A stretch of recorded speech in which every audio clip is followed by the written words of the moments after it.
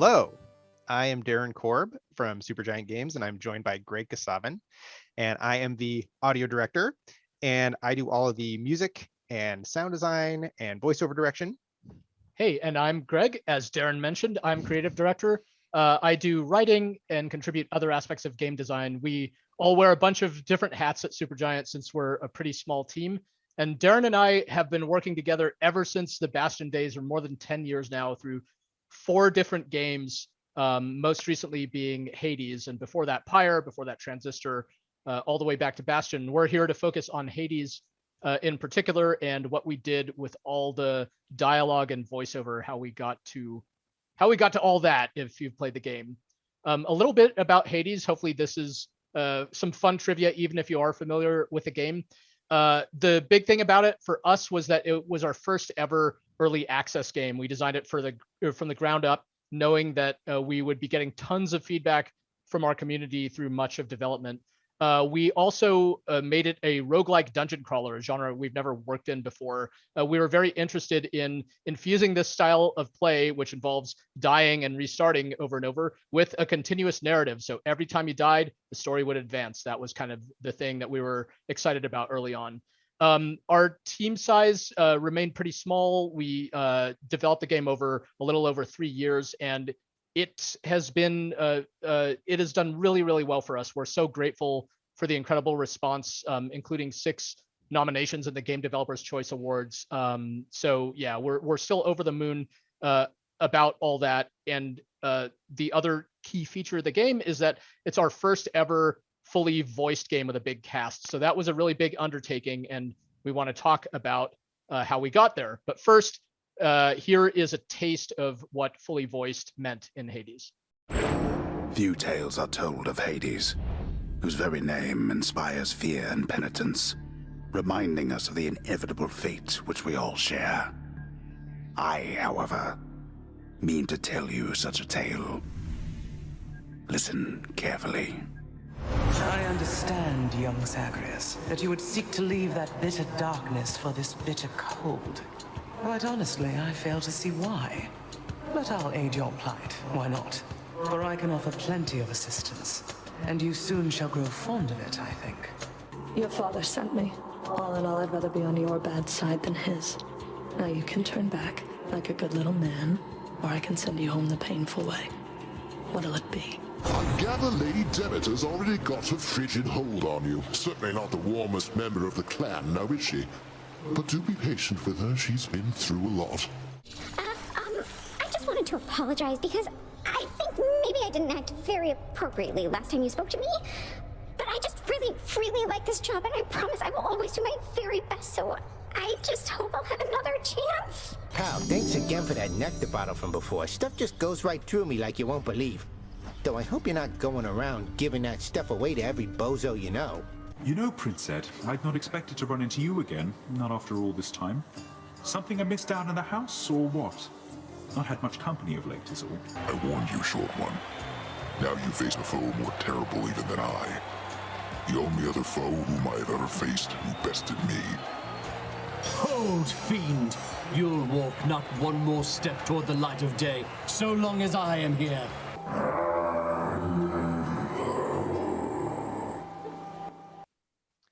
So this is just a sample of all of the VO that we have in the game. This is a little bit of a data visualization. This is a sample of some of our 30 fully voiced characters that we have in the game. We have over 21,000 voice lines in the game, which we did not imagine we would have when we set out.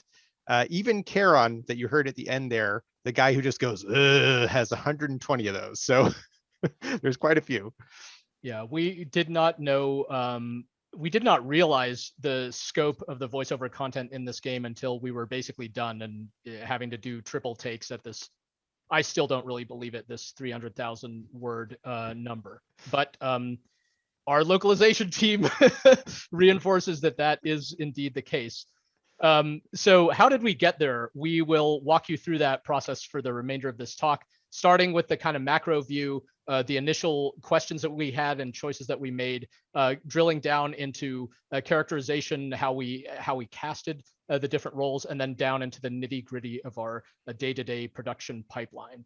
But starting with these kind of macro decisions, there were some big choices to make when we were starting out on Hades, such as what game should we even make? But certain things were foregone conclusions. And one of those is that audio and narrative would be key to this game. That's something that has been key to each of our games. And myself and Darren are closely involved in the conception of each of our games and are there early on to try and kind of discover the particular vibe and atmosphere that we want. And the audio is always a really, really big part of that. There's nothing like music and the human voice to immediately sort of create a particular mood. So we knew we wanted to use that, and we also knew that we wanted to work with Logan. Yes, this is Logan Cunningham standing next to that giant BAFTA right there. Fun fact, Logan Cunningham won a BAFTA for his performances in Hades.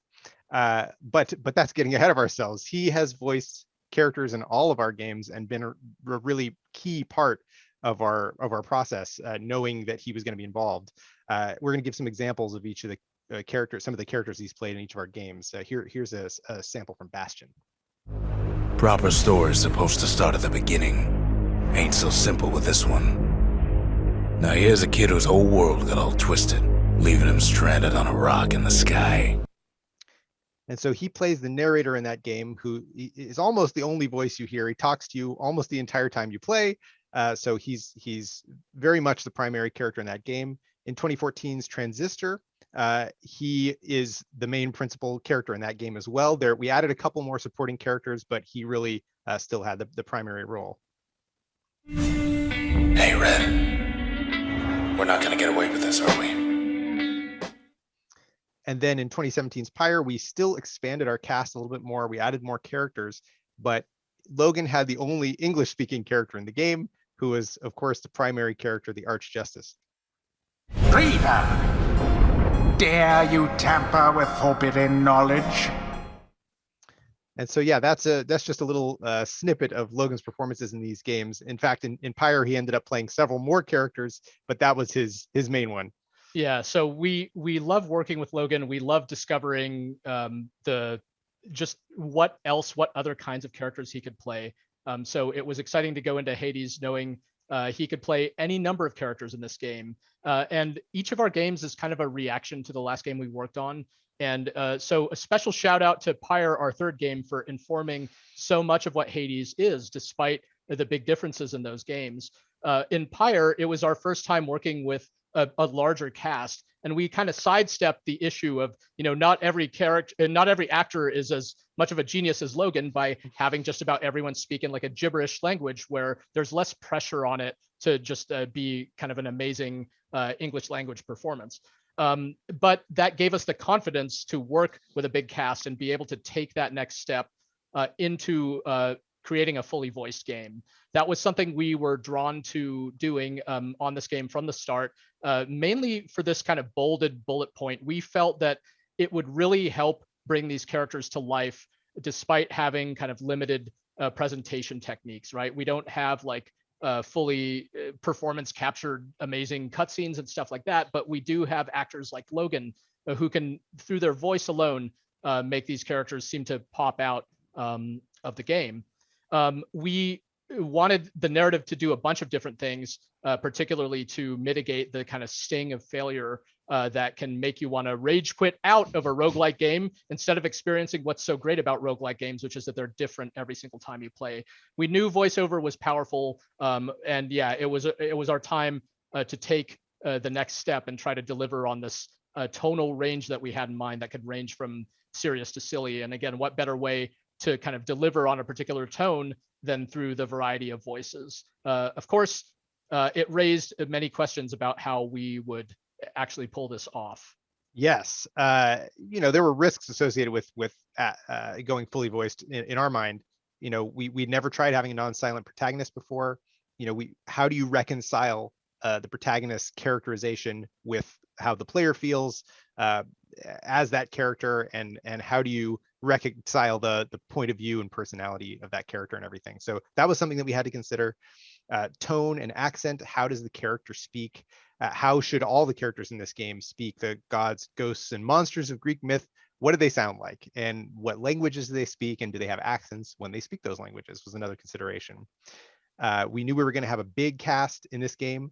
The question was how big, right? How many characters do we need? What's gonna fill out the cast in a satisfying way? And how do we find the actors to play them using the resources at our disposal? And also another consideration for us is, not everyone is a BAFTA award-winning actor. Some of us on the team do voices in the game and stuff. So part of the worry there was just making sure that the other performances in the game could sort of live in the same game as Logan's. We knew would be very good performances in the game.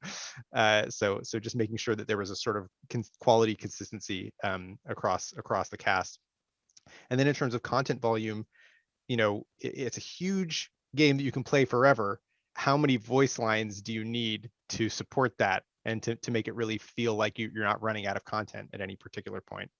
And then in terms of production, what's our budget and localization plan for a massive game like this? And we're not going to dig too much into that here, but that was something we definitely considered. Yeah, so these were big looming questions, but we to quote Zagreus, whatever, let's try it was kind of our answer to all of them.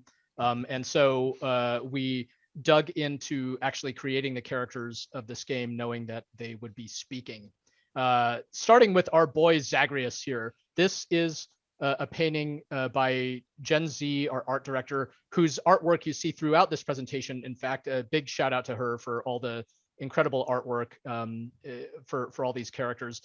She nailed this character pretty much right away. There was very little for her to go on other than he's the son of the god of the dead. But there really wasn't much to go on for Zagreus at all. We get asked sometimes, even some players think that he's our own invention, but he does come from classical mythology. Particularly, he's referenced in this ancient fragment of a play about Sisyphus by the poet Aeschylus, who in this quote, the hospitaller is Hades himself. So we're doing research into Greek myth and the underworld and come across this scrap of like, wait a minute, Hades had a son? I've been studying Greek myth since I was a little kid. I'd never heard of this. And that alone was so compelling just to kind of uncover the story that it became the basis for the whole game. Jen, was drawn to this idea of, well, we were all drawn to this idea of making our first ever so-called power fantasy character, which is one of the most tiresome ideas in game development, honestly, because like power fantasy characters are there all over the place. We just had never done one ourselves. We'd avoided the idea of making a character who's kind of explicitly kind of better than the player, faster, stronger, better looking, knows what to say in every situation, all that kind of stuff. But we wanted to subvert the tropes around this kind of idea as well. Zagreus is not quite what he appears to be. He's emotionally vulnerable. He's kind, he's polite, despite what you may assume about him. And really, we wanted to deeply understand his relationship with Hades as being kind of at the heart of the character. And we figured if we had a good understanding of that, then we would get past some of the cliches. At the bottom of this slide here, you see an example from a spreadsheet I maintained throughout development that has all the characters in it. This happens to have only the row with Zagreus.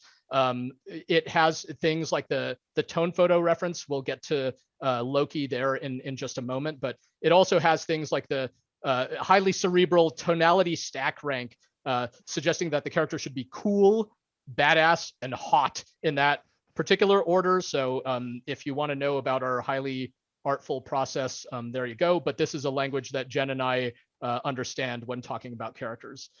We also understand a variety of different references, and there aren't too many people at Supergiant for whom all of these references click. They do click for me, maybe for a few others, but on one side with someone like Jen, I'm talking about Alucard and Dante and Spike Spiegel, and with Darren, we're talking about Loki, talking about the Dread Pirate Roberts. The Princess Bride is a movie actually we kept coming back to as a really strong sort of tonal analogy. It could range from silly to serious in a manner similar to what we wanted. But this guy Loki here, he had the look, he had the vibe similar to what we were going for.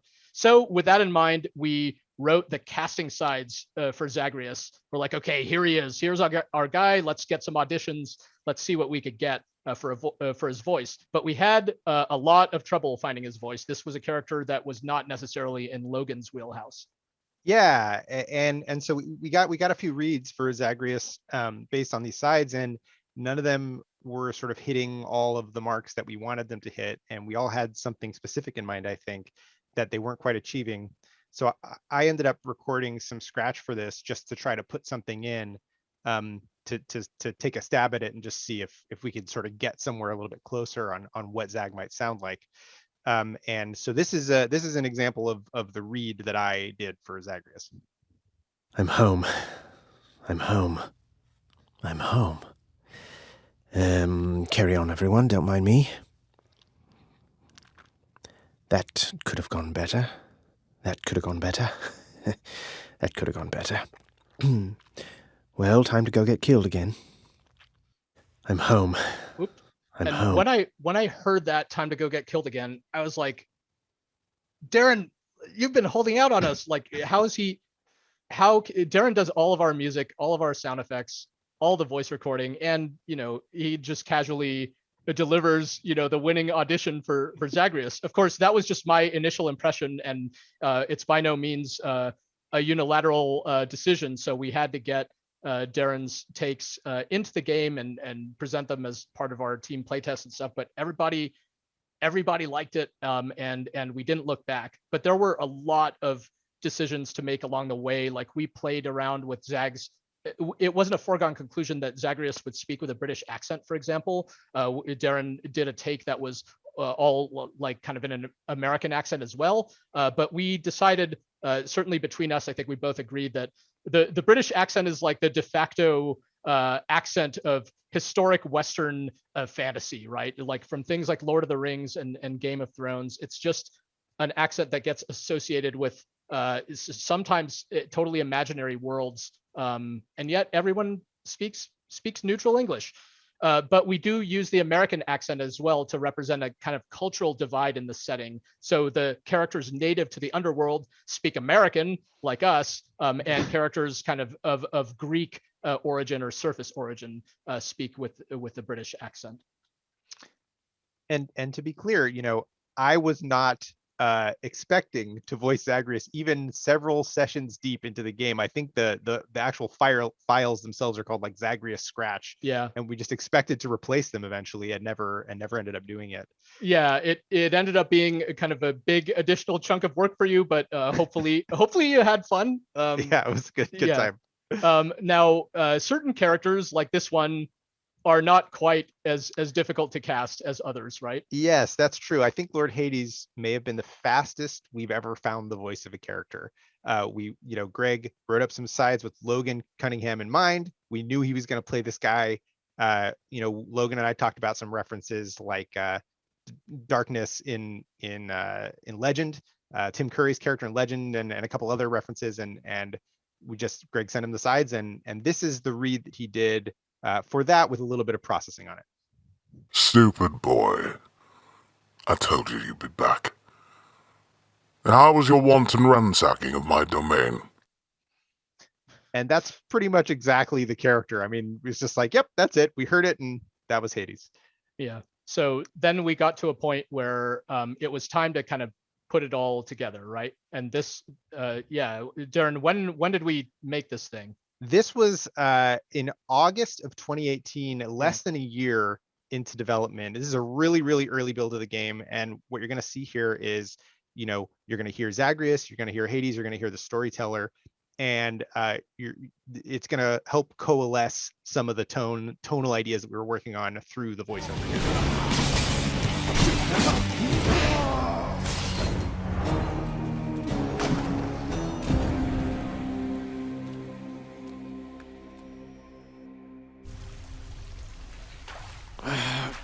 Damn it. I'm home. Yes, carry on, everyone. Don't mind me.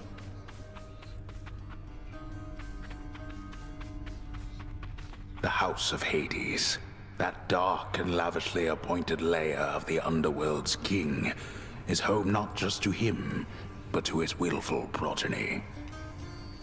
Shut up, old man. Back already? Stupid boy.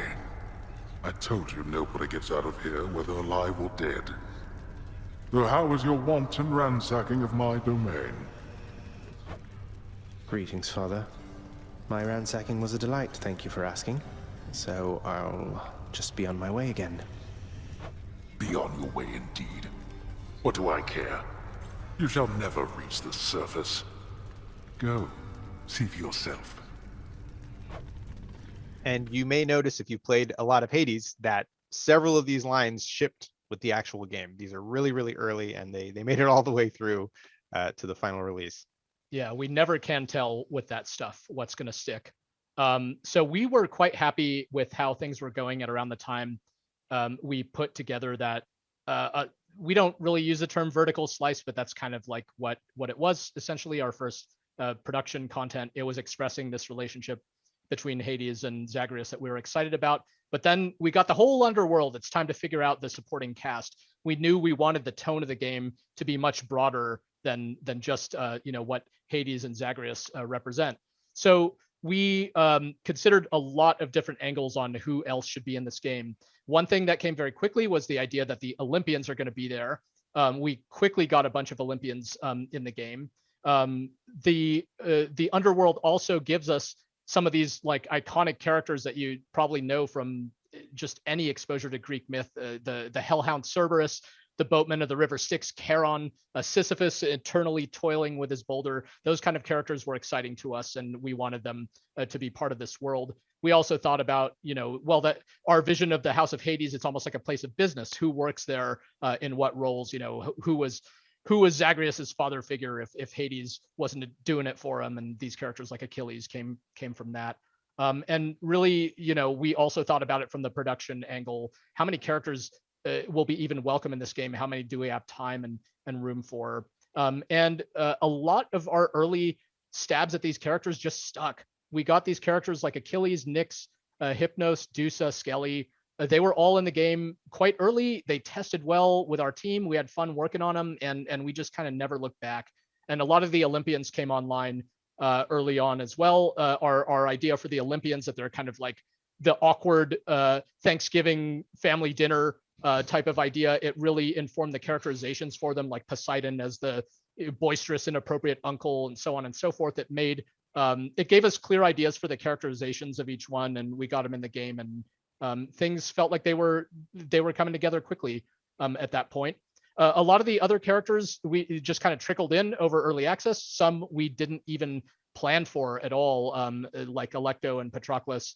And it's funny to think back on how we didn't even imagine those characters at all at the beginning, when they ended up being quite significant to the story. But that's part of the beauty of early access, which we'll be coming back to again and again.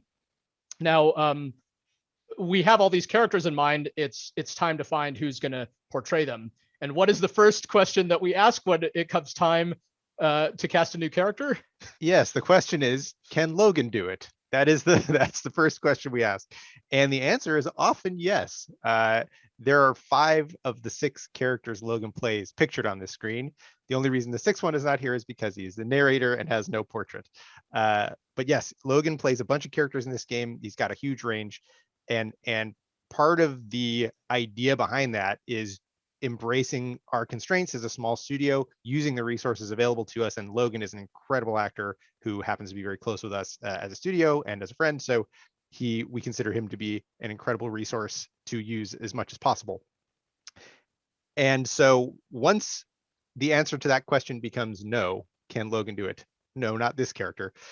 Then we need to expand our search a little bit. So we try to tap our network.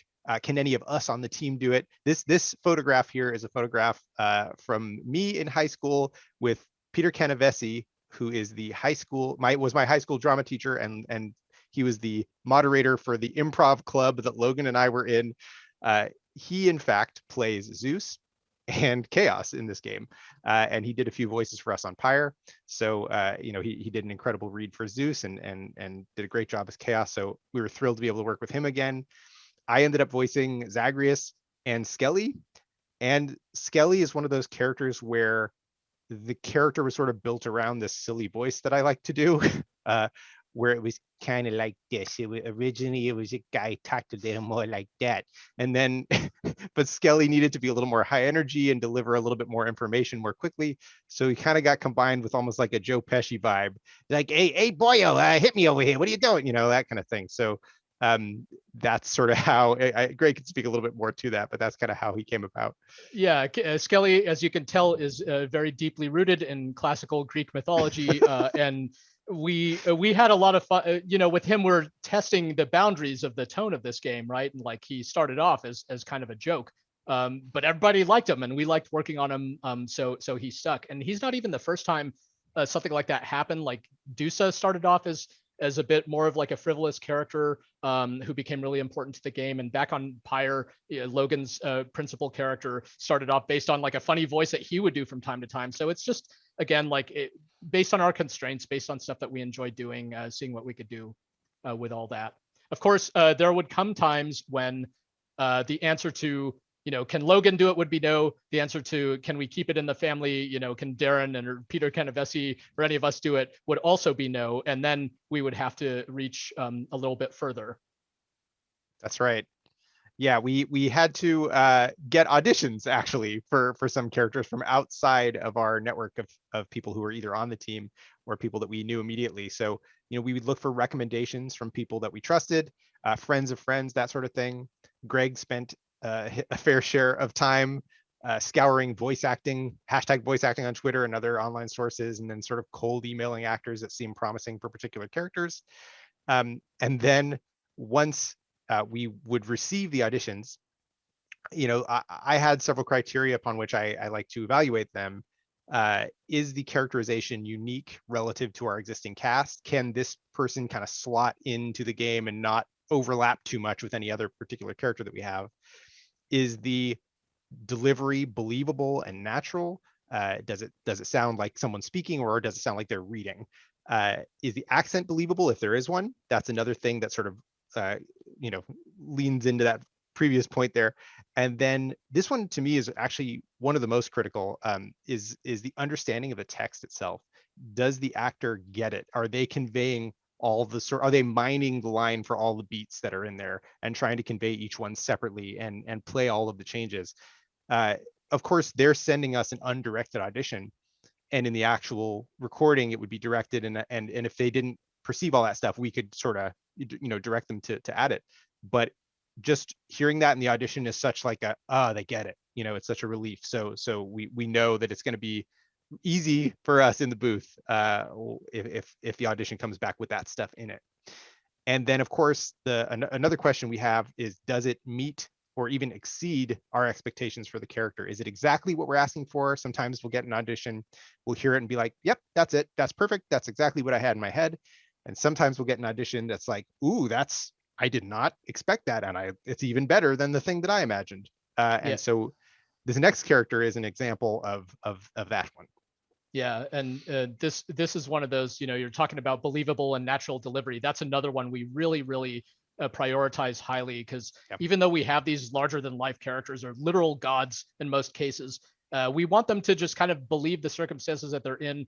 This is just normal everyday life to them, and they should convey that in the delivery, so that we don't try to go for like cartoonish voices. And it's worked out well for us. So Megara here was a really important character, in part because she's one of the only characters in Hades that you can't skip. If you don't like talking to Hades, you don't like talking to Dusa or Achilles, forget about them. You could just walk right by and it's fine. But Megara stands in your way as the first boss. You're going to run into her over and over again. And with her, we wanted to express a lot of what was unique about this game, where the story is kind of constantly unfolding and advancing. So, when you play a game like this, your own experience as a player is that the first time fighting a boss is different from the 20th time fighting a boss. And we wanted the relationship between Zagreus and Megara to kind of reflect the player's own journey. So it's a lot of pressure on this character to be a lot of things. And we certainly did not have an actress in mind. So we did the thing that we would do. We created the casting sides, and we started to look for actresses. Though even in this case, we did kind of keep this one in the family, at least indirectly, didn't we? Yeah, sort of. So the actress who plays this, who ended up playing this character, is named Avalon Penrose, and she is good buddies with Courtney Vignes, who plays Dusa and Aphrodite, and who happens to be married to Michael Ailshire, who is the voice of Orpheus and a former Supergiant employee. So it's sort of in the family. And fun fact here is that real life Meg and real life Dusa are good buddies, which is kind of nice. Yeah, just like they are in the game. So we, we're kind of sweating bullets about this character. Who are we going to find? And one day we just get this performance from Avalon Penrose. Your father sent me. All in all, I'd rather be on your bad side than his. Now, you can turn back like a good little man, or I can send you home the painful way. What'll it be? Yeah, and we heard that and we're just like, oh, that's it. It's more interesting than the thing we thought of. As you can see here, our voice reference in the sheet is something like Furiosa from Mad Max Fury Road. And this just is even more subtle, more interesting. The sort of hushed way she's speaking is like, oh, what a cool idea to have this antagonist that you fight and have this complicated relationship, have this sort of hushed way of speaking. Is very cool. And she ended up actually with the third most lines in the entire game. So this is a really critical character, and we're so glad that we found Avalon. Yeah. And then, to summarize the casting process here, we create the casting sides, and that's actually a great tool for us to align internally on a character before we even send them out. So it's actually really useful for us from a character development standpoint. And sometimes we have character art, sometimes we'll have some sort of tonal reference image on the sheet, depending on the particular sides. And then of course we ask, can we cast this character internally? Can Logan do it? Can somebody else on team do it? Can somebody we know do it? And then if not, we sort of reach outside of our network of actors when we need to. And then we'll evaluate the auditions, test them in game, gather feedback, and vet the casting choices with the wider team. And then we cast the part and we schedule the first recording. And this is you and Logan cast in Henry V? Yes. This is a picture. Yes, I can't believe I forgot to mention. This is Logan and I, Henry IV in the year 2000. We're both playing middle-aged men, as you can tell from our gray temples. Yes. So going way back. Yes. Yeah. So that's our casting process in a nutshell. The doing some things kind of fast and loose and seeing what we can do with the folks that we have. But now it's time to get into the real devil in the details. So before we start recording, we need some stuff to record. And that's where the writing process comes in. The writing process, snugly fits onto a single slide. It wasn't too fancy. The part where we had a game structure that you could play forever and keep running into the same characters over and over meant that there was no shortage of content ideas, having like different stuff for characters to talk about. The part where we were recording very frequently due to early access milestones and stuff like that solved one of the key issues that writers such as myself experience, which is procrastination. Nothing like a deadline to spur you out of writer's block and so on. So when you know that a great actor like Avalon or Logan is expecting to record some stuff soon, you really want to do a bang up job and have enough good stuff for them. I committed sacrilege by writing most of the stuff just straight into Google Sheets or sometimes directly into game data. And in addition to all the story content, there was a high emphasis on so-called barks, just the kind of quick, repeatable lines that mostly Zagreus would say in all sorts of different contexts, because again, you can play the game forever. We didn't want these lines to be repetitive. So by the time we play through all the different options, it has been, hopefully hours and hours and hours, and you don't notice the repeats. What really helped was having an outline for the story early in the process. And then from there, all the writing was done kind of much more tactically based on what we were working on at the time, but knowing where it was all going with the conclusion. Oh, this here is an example of the spreadsheet that we used. There's the column marked line, which is the actual stuff that the actor records. We're looking at Thanatos here. We've used this format basically with minor changes ever since Bastion. So it's not fancy, but it's worked for us. There's the line number. We include context information, and we also include a subtext information in that sentiment column. That's really useful sometimes of saying like what's really behind this line. What does the character really mean? And Darren is recording without me the vast majority of the time, so it helps to know kind of what's supposed to be behind each line like that. And then it is time to record. Yes, so we're going to show you a clip from the documentary by NoClip called Developing Hell, Hades Developing Hell, and it's on YouTube. You can find it yourself. But this is an example of what it's like when I'm recording lines for Zagreus in the booth. We're good to go here. Let's see. Check. Hey, I hear my voice.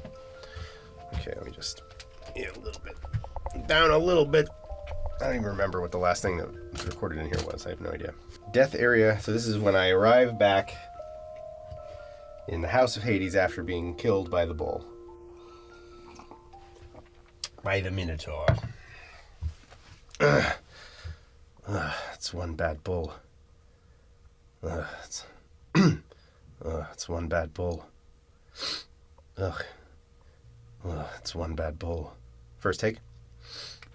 H24. That was 823. 824. Oh, I got the horns. I got the horns. I got the horns. Oh, blasted ghost Minotaur.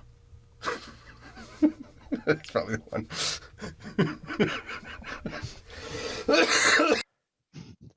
As you could probably tell, things got a little weird when I was in the booth by myself for too long. So the process illustrated there, is that for each line we would do a minimum of 2 takes. We would pre-slate the line, saying the number of the line, recording the number of the line into the microphone, and then I would live sort of decide what the winning take was, and then have the actor repeat that into the microphone, second take, third take, etc. And that is for the benefit of Brad Hagman, who was the editor of all the voiceover in the game. So I would send him these sessions, and he would chop up the lines and edit them, clean them up, and name them, and send them back to me for processing. So I'm going to show you one more video here, which is sort of an example of how I applied processing for, in this case, Chaos. So this is the effects chain for Chaos, who I would say is probably the most heavily processed character in all of Hades. So I'm just going to go through really quickly all of the effects in the chain. So first we got a compressor, then we got an EQ, standard stuff. Then we've got 2 instances of Urcam Tracks. It's by Flux, so it's Urcam Tracks version 3. It's a really crazy VO processing software, and both of them have about a 50% mix in this first one and then a 60% mix in the other one, and they have a lot of funky controls, but that's what is the principal thing that you're hearing on Chaos's voice. And then after that we've got just a basic limiter, and then we've got a reverse reverb, and then we've got a regular old reverb at the end. So I'm going to play it back. And the way we have it here is this is the track that I use for recording with no effects on it. And then all the selects will get chopped out and moved on to this track down below here. And this is the one with all the effects on it.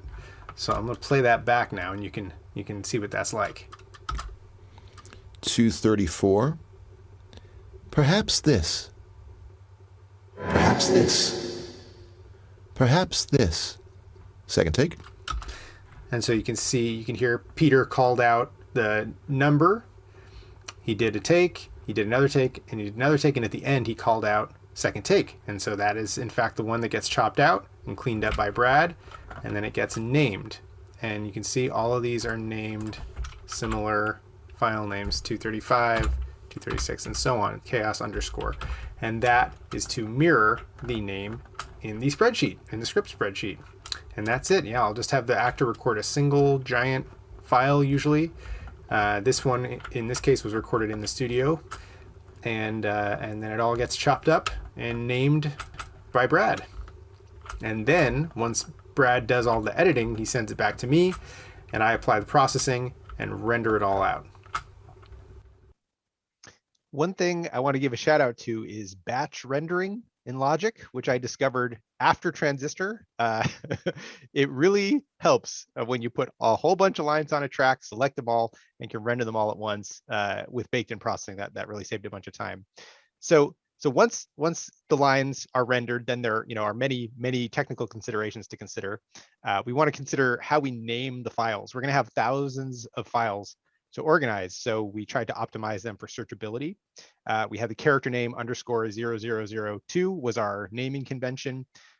We had a hunch we were going to need a thousands place for this game, hence the 3 zeros in front of the 2. One limitation, obviously, is that we can't have over 10,000 lines in a single spreadsheet, but that proved not to be an issue. We got kind of close with Zag, but not too close. It was okay. And then in terms of file management, we have these thousands of WAV files to manage, and our solution for that was just to throw them all in a VO folder. So we have these thousands of files in one particular folder. Each character has their own sort of actor template queue in Fmod, and that single queue is used to play all of that character's VO files. And each actor template has its own settings, spatialization settings, sound size, distance, fall off, all that stuff, and busing and reverb and whatnot. So and Fmod, for those of you unfamiliar, is the audio middleware that we use to integrate the audio into the game. And then of course, when you have thousands of voiceover lines, memory can be a consideration, and can you stream them or load them into memory? Basically, we were instructed by our engineers, however, to just sort of go nuts, and they would figure it out at the end. And we did, and they did. Yes. Nuts we went. Yes. So once Darren would render out a batch from one of our voiceover sessions, then it's off to me, and I always felt like a kid in a candy store. I think I have a fairly unique privilege in being able to integrate the voiceover myself. I think a lot of writers working in the game industry don't necessarily have as hands-on of a role in making sure everything is kind of playing the way it's supposed to. All the timings are just so, and all that kind of stuff. And this video will show you a little bit about what that process is like. Greg here to give you a quick tour of how we script the voiceover in Hades. Using my friend Thanatos here as an example, here's Thanatos as he exists in data in this file called npcdata.lua. We're looking at the data through a utility called Sublime Text, which you can download. Thanatos has all of his story events in this kind of format. It's a script-like format developed by Gavin Simon, one of our engineers and co-founders. So, line by line, Thanatos talks, then Zagreus talks, then Thanatos again. I could put an arbitrary amount of presentation, through character animations or alternate portraits and things like that. And I just plug in the voice lines, plug in the text, and that's all there is to it at the simplest level. Events can have various requirements. And that is how we determine the sequencing of events, along with some good old-fashioned randomness. For example, this requirement just says, you have to have interacted with Thanatos at least one time for this event to be eligible. And over time, we just added lots and lots of events to Thanatos. I'm actually going to hit page down instead of mouse wheel.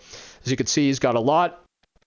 These are just events with Thanatos at the House of Hades. He actually has a separate entry for the version of him you encounter, out in the field.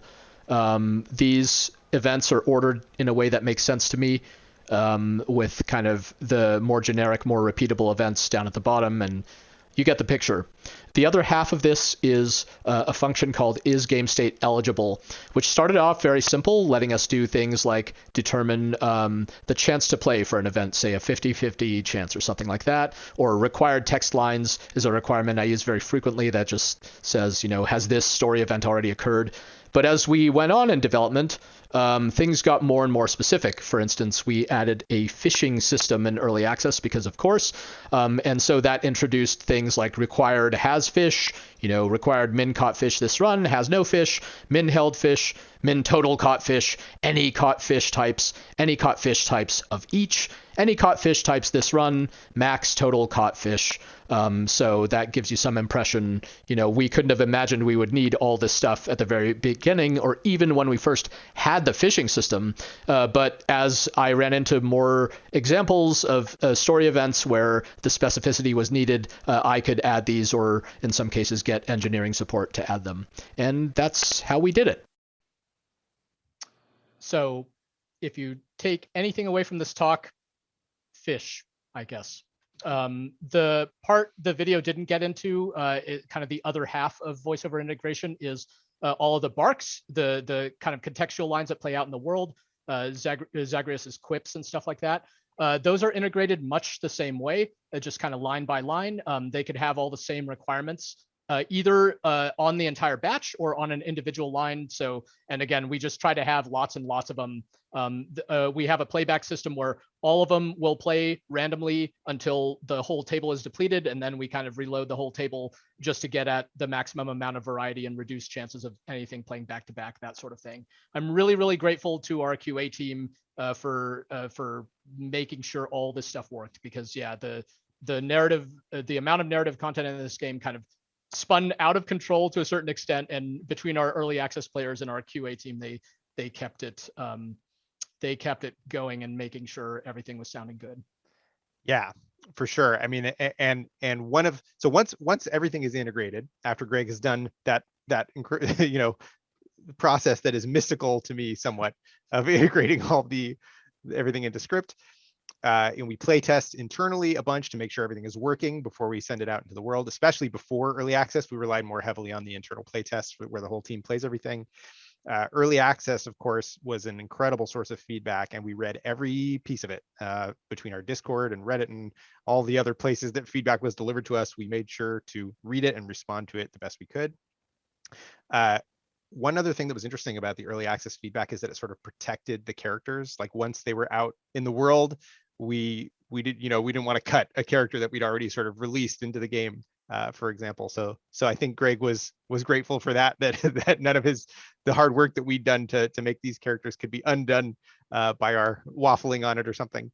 Early access feedback also helped shore up our confidence in the tone, because the response had been so positive to a lot of the characters and the voiceover that it gave us motivation to really keep pushing as hard as we could. And it was really helpful for iterating on small stuff and fleshing out the characters a ton, because it really exposed areas where, oh, we could do some more here. We could push on this here with this character. And it also led to some silly stuff that we ended up doing. So lava, when it is under the ground, technically is called magma. And there was a point in development where we had recorded maybe 24 lines across 5 characters where they are saying the word lava, referring to magma. And somebody on Reddit pointed this out, and Greg saw it, was like, you know what, we should probably go and fix that. So here's an example. How was the lava temperature lately, Lerny? How was the magma temperature lately, Lerny? We went back and picked up every single one of those 24 or so lines across all those characters. Yeah, and this wasn't like meanly delivered. No one was like roasting us for getting third grade geology or whatever, the difference between lava and magma. But it was one of those things where, like, I think if left to our own devices, we just would have shipped this, maybe insignificant error, but an error nonetheless. And yeah, it's just an example of how our community was able to help us identify all these like little opportunities to just try and improve little aspects of the game. They kept us honest. Yes. So, we were just kind of hurdling. The early access nature meant that the next milestone was kind of always around the corner. So we were just in the thick of it, making it happen, and didn't have a ton of ability to kind of reflect back on the process. But something that really worked for us looking back on it was knowing Hades was going to be an early access game. We approached the story like a serial, almost like a TV show, with the early access launch being like a pilot And knowing that the 1.0 launch would be like the finale. So with the early access launch, we introduced some of the characters, set the stakes, but the story doesn't end there, and we just kind of built it out update by update until we finally introduced the ending in our final update before launch. Having that outline was really, really valuable. It let us, we still could veer off course every which way and introduce characters we didn't anticipate, but we knew what the through line was going to be. Darren and I, we're not a big team between the two of us, so it was incredibly valuable that Darren could just like solo record, not just himself, but with basically our entire cast. I usually wouldn't be there because I would often be still writing while Darren was recording. So that was really helped save a ton of time. And yeah, we would just keep like playing ourselves, watching streams, listening to feedback, and it just kept spawning new ideas for content. And we'd always try to make time for the small kind of so-called unimportant moments, unimportant in quotation marks, because they're actually some of the most, I think delightful moments in the game that you can experience, even though they're not strictly needed. If you're interested in all the stuff we did with dialogue, there's this video from the YouTube channel People Make Games that delves into it really deeply that I recommend. Now the production of the game was not without its challenges, not least of which were the growing scope of the game. As we added more and more to the game, there were more contexts that seemed like they needed VO that was highly specific to that context. And so as the game expanded, so did the VO scope, and it just kind of snowballed. And the more positive feedback we got on characters, it made us want to push on those characters more and give them more to talk about and more to do, more to say. And of course, localization, as you can see from that terrified emoji, this was an involved process, localizing the 300,000 or so words in the game. Early access development also provided its own sort of challenges. The next big update was sort of always around the corner.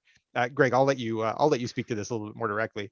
Yeah, the pressure to get it right the first time, as it were. So even though we're an early access game and technically nothing's finished and technically everything can still be iterated on, as soon as we would put new story stuff into the game, it was as though it was came from classical mythology itself and was instantly canonical. So it was like unthinkable, the idea of like, oh, we're going to cut this character or we're going to completely rewrite this character. We felt that pressure, but it was a good pressure because players are really enjoying the characters on the whole. And yeah, we were just inundated with feedback. Players were really enjoying the game, but they wanted more of it, as is often the case. And we were just busy recording, right? Like sometimes up to 3 or 4 sessions per week. But there was another significant challenge last yeyear that is worth mentioning is this little guy. Yeah, there was a global pandemic in 2/3 of the way through production. That was a thing that happened. It certainly threw a wrench into our plans a little bit. We had to do all of our VO recording remotely. A lot of it previously was being done in the actual office. We had a vocal booth in the office that you saw in that No Clip documentary. That's where that was happening. And so we just had to improvise. We had almost a third of the game's content left to record, I would say, at that point. Yeah. So we just sent all the actors snowballs, blue snowballs here, which is, good little soldier mic that that did the job. Logan used this mic for all of Pyre, so I had confidence that it would just at least work. It wasn't going to necessarily match the sound of the mic we were recording them on in the office and the sort of outboard gear that I had that going through. But I just figured, well, we just got to get them recorded and I'll sort it out in post the best I can. So I did my best to match the characters to their previous recordings to the best of my ability. Yeah, and there was obviously such a harrowing time, and just on the project, the idea that our entire voiceover production might grind, the whole game, much less the voiceover production, might grind to a halt, was really scary. But Darren, through his ingenuity, we like barely skipped a beat. We just kept on trucking, and and recorded so much of the most kind of essential stuff, because we were recording all the ending content at that time, some of the most important stuff in the game. Yeah, I think Zag had like 3,000 lines left to record just by Yeah, himself. it was a lot. It was Yeah. the most like concentrated recording and Yeah. with a lot of actors. But we did it, and this was our team at the tail end of the project, all on a happy Zoom call. And we, the voiceover was just a small part of the puzzle, but a really, really fun part to work on. We were able to record a whole bunch of stuff that got a really good response. Darren and I remember we were just frequently really blown away and moved by people's like positive response to the voice acting, because we had so many questions about whether everybody would be able to live up to Logan's standard and all that kind of thing. Early access was really useful in helping us just catch little details. And I think our initial assumption that going fully voiced would help bring these characters to life, I think proved to work out very well. Absolutely. And, in hindsight, there are things that I would maybe do a little bit differently, or if we were to do on our next that we could take into our next project, would be I'd like to achieve a little bit more sonic consistency perhaps across the different characters in terms of what microphones are being used, the signal path, and maybe next time we can not have a global pandemic in the middle of the project. It would help with that. If somebody could get right on that.